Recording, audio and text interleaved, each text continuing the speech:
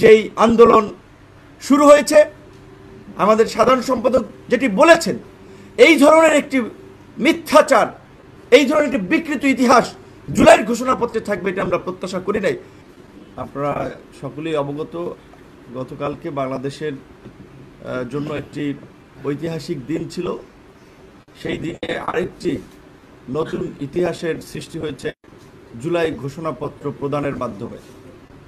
সেজন্য অবশ্যই আমাদেরকে সরকার এবং সরকার প্রধান তাকে ধন্যবাদ জানাতে হয়, কিন্তু আসলে আমরা ধন্যবাদ জানাতে হচ্ছে কি বলবেন, একটু মানে পুরোপুরি সন্তুষ্ট নয় এমন একটা অবস্থায়, অর্ধেক সন্তুষ্টি নিয়ে অর্ধেক অসন্তুষ্টি নিয়ে সরকারকে আমাদের ধন্যবাদ জানাতে হচ্ছে।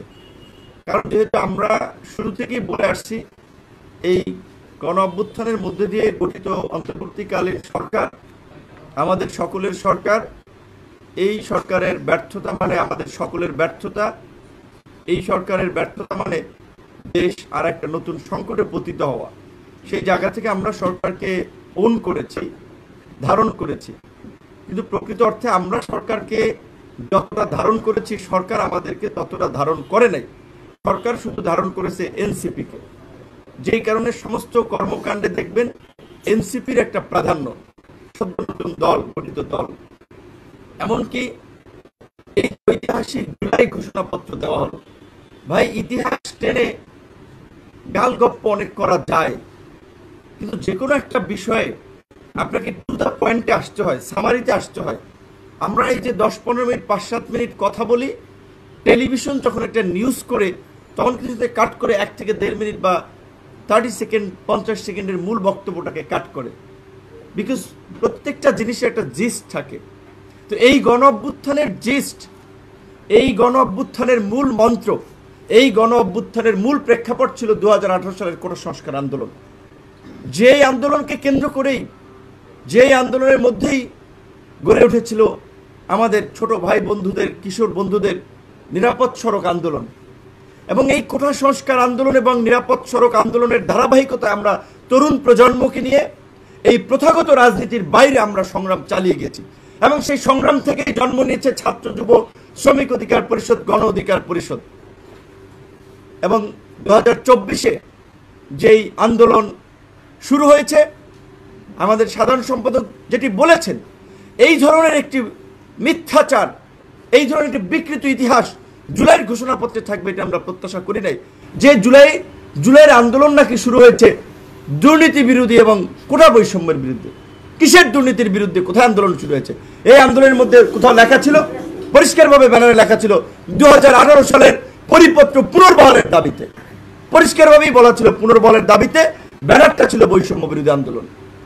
কাজী এই ধরনের উচ্চ শিক্ষিত লোক, জ্ঞানীগুণী লোকেরা একটা খসড়া আপনার দিবেন, সেই খসড়ায় মিথ্যা কথা থাকবে, এটা আমরা প্রত্যাশা করেছিলাম।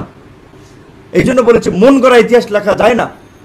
আওয়ামী লীগ 71-এর যে ন্যারেটিভ বিনির্মাণ করার চেষ্টা করেছে, আমরা পেয়েছি এই জুলাই গণ অভ্যুত্থান নিয়ে একটি গোষ্ঠী, তাদের মন গড়া একটা ইতিহাস বিনির্মাণ করার চেষ্টা করা হয়েছে।